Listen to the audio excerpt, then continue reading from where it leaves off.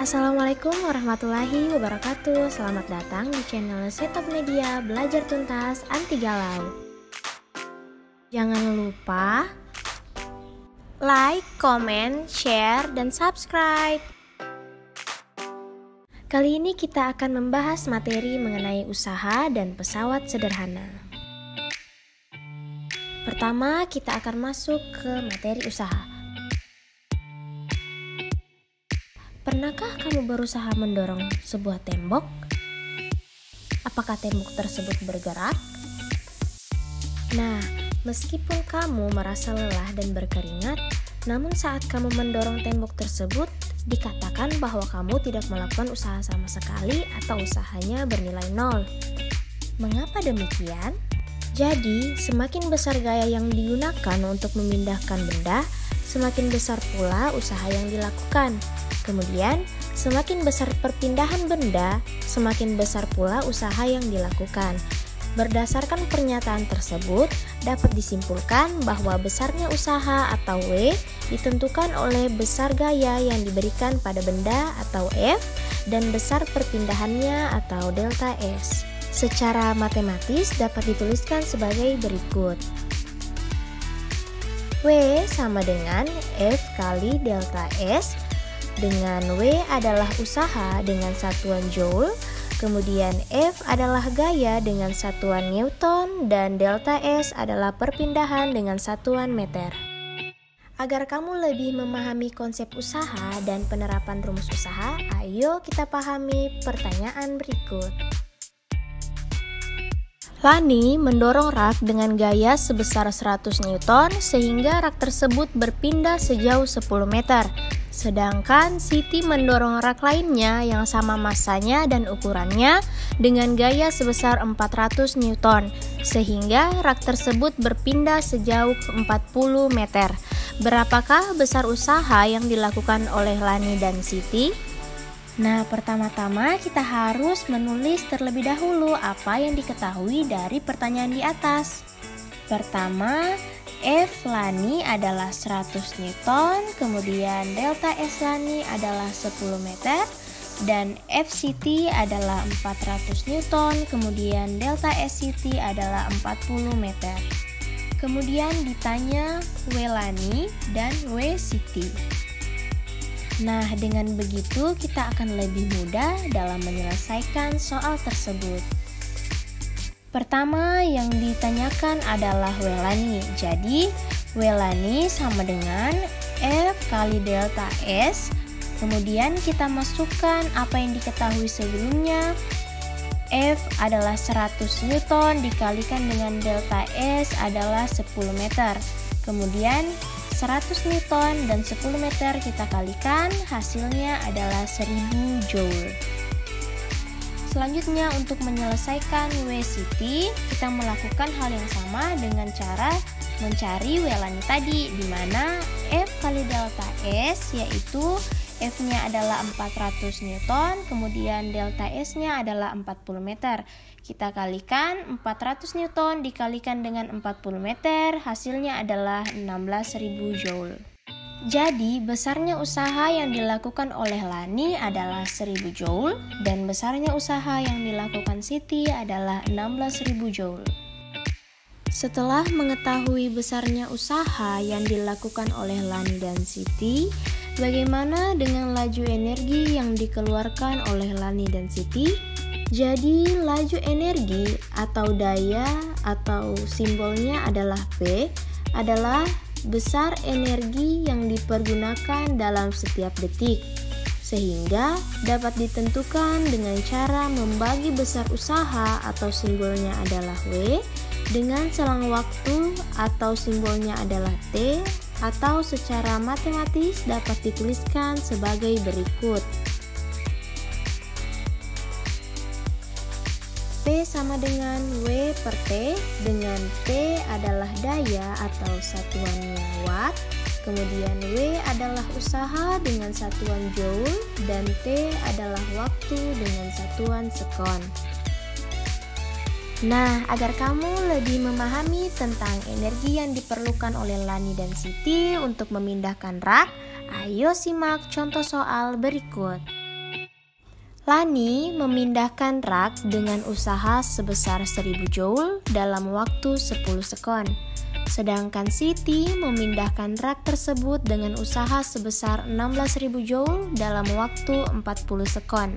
Berapakah daya yang dikeluarkan Lani dan Siti untuk memindahkan rak?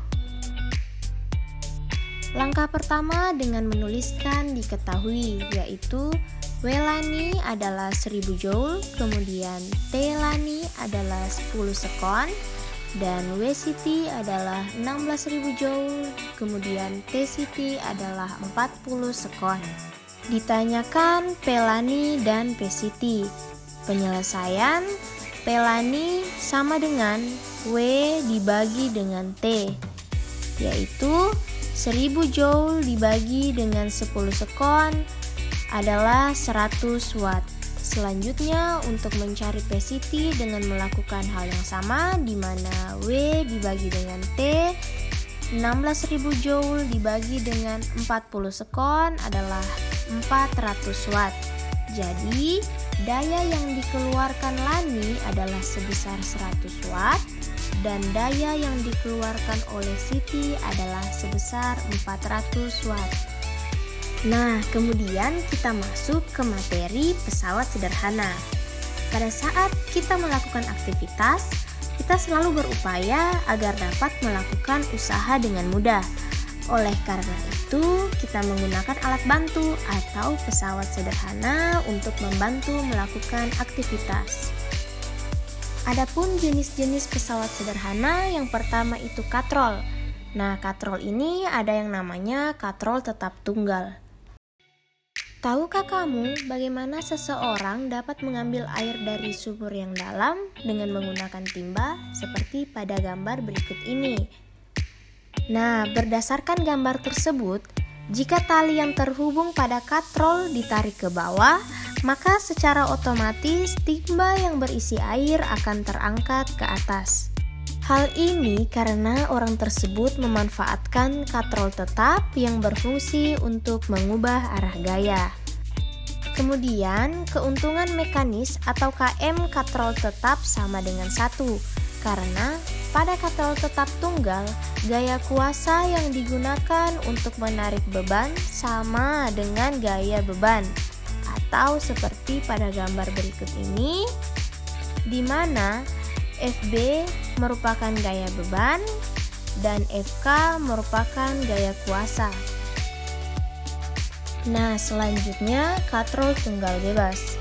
Katrol bebas berfungsi untuk melipatkan gaya sehingga gaya pada kuasa yang diberikan untuk mengangkat benda menjadi lebih kecil daripada gaya beban.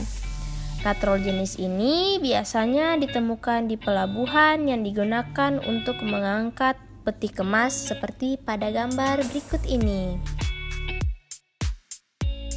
Kemudian, keuntungan mekanis atau KM dari katrol bebas lebih besar dari 1.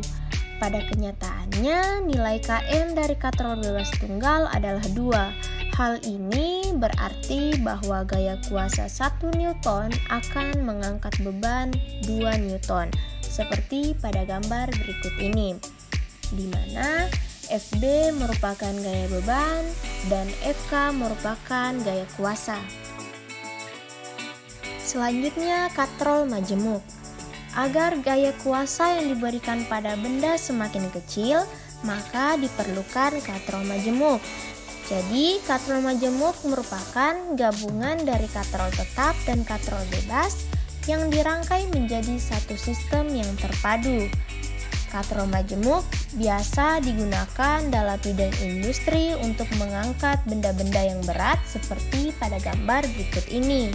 Kemudian, keuntungan mekanis atau KM dari katrol majemuk sama dengan jumlah tali yang menyokong berat beban. Berdasarkan gambar berikut, jumlah tali yang mengangkat beban ada 3, di mana tali kuasa tidak diperhitungkan. Maka keuntungan mekanis benda ini adalah 3, di mana FB merupakan gaya beban dan FK merupakan gaya kuasa. Agar kamu lebih memahami tentang katrol berdasarkan materi sebelumnya, ayo simak contoh soal berikut. Jika sebuah katrol tetap memiliki beban sebesar 80 Newton dengan tali penyangga sebanyak 5, berapakah gaya yang diperlukan untuk mengangkat beban tersebut? Pertama, diketahui FB 80 Newton, kemudian KM 5. Ditanyakan adalah FK, kemudian penyelesaian KM sama dengan FB dibagi dengan FK, 5 sama dengan 80 dibagi dengan FK, FK sama dengan 16 Newton. Jadi, gaya yang diperlukan untuk mengangkat beban tersebut adalah sebesar 16 Newton. Nah, untuk kelanjutan dari materi, silakan nonton part 2. Sekian dan terima kasih. Semoga video ini dapat bermanfaat untuk kalian semua. Wassalamualaikum warahmatullahi wabarakatuh.